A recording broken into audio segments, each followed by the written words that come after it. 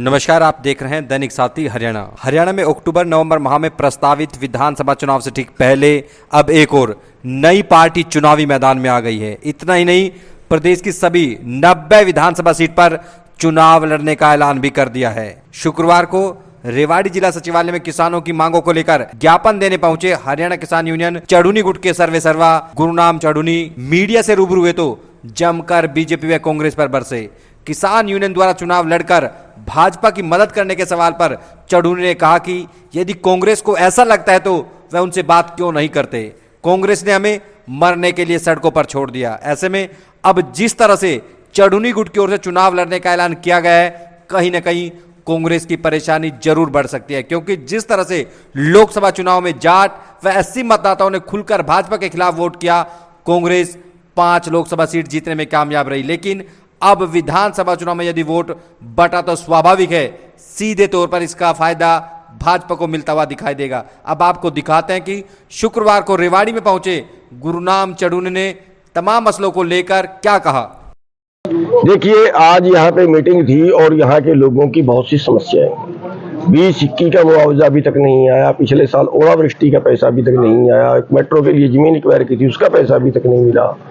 तो कई मांगे यहाँ के लोगों की हैं जिनके लिए आज यहाँ मीटिंग रखी गई और उस मीटिंग में भी तहसीलदार साहब को ज्ञापन दिया है और साफ ये चेतावनी भी दी है कि या तो जो है ये पैसे जो मांगे हैं किसानों की, जैसे बाजरे का भाव अंतर भी अभी तक नहीं आया, या तो तुरंत मान ली जाए, वरना हमें सड़क पे बैठने के लिए मजबूर ना करें। फिर सड़क पे बैठेंगे और फिर आप लठ मारोगे, फिर सारा कुछ होगा। एक पार्टी बनाने की भी बात हो रही है। एक बात तो चुनाव रह गया, कुछ ही 1-2 माह शेष है, आगे की क्या रणनीति है? एक चीज तो ये थी जो आज स्थानीय मांगे, और दूसरी चीज ये है कि आखिर हम कब तक आंदोलन लड़ें, कब तक? जिंदगी के कितने साल, 32 साल तो हमें लड़ते होंगे, लेकिन किसान का ग्राफ नीचे जा रहा है। आज अमीर और अमीर हो रहा है, गरीब और गरीब हो रहा है। आज 23 करोड़ लोग देश में भूखमरी के कगार पे पहुंच गए हैं। आज 9 लोगों के पास 50 करोड़ लोगों के बराबर प्रॉपर्टी हो गई है। आज देश का युवा देश को छोड़ के जा रहा है और हम देश को बर्बाद होता कब तक देखें? ये राजनीति ने बर्बाद किया है हमारा देश, उसकी बीजेपी भी जिम्मेवार है, उसकी कांग्रेस भी जिम्मेवार है।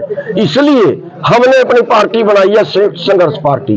अब वोट का आंदोलन लड़ेंगे, हमारी वोट पे ये राज करते हैं, हमारी वोट पे हम ही राज करेंगे। किसान और मजदूर की वोट पे किसान और मजदूर ही राज करेगा। अब किसान और मजदूर की वोट पे पूंजीपति का राज क्यों?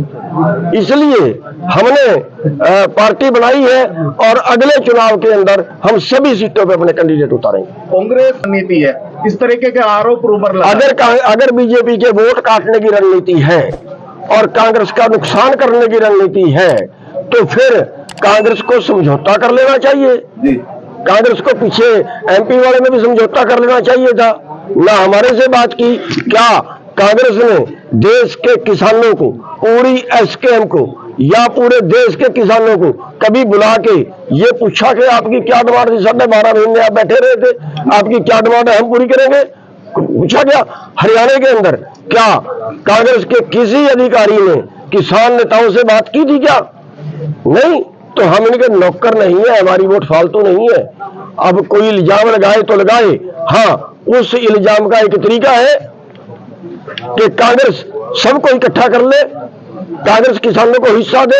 हमारी हम संसद में जाके बोले, हम विधानसभा में जाके बोले, हमें सड़क में क्यों छोड़ दिया है मरने के लिए? किसान मजदूर। दूसरे खट्टर साहब की जगह नायब सिंह आए हैं, तो जो मुद्दे हैं, राज्य स्तर के जो मुद्दे हैं, कहीं लगता है कि उनके ऊपर कहीं सहमति बन गई? हमारे देश में व्यक्तियों का राज नहीं है, पार्टियों का राज है। हमारे देश की राज व्यवस्था ही गलत है।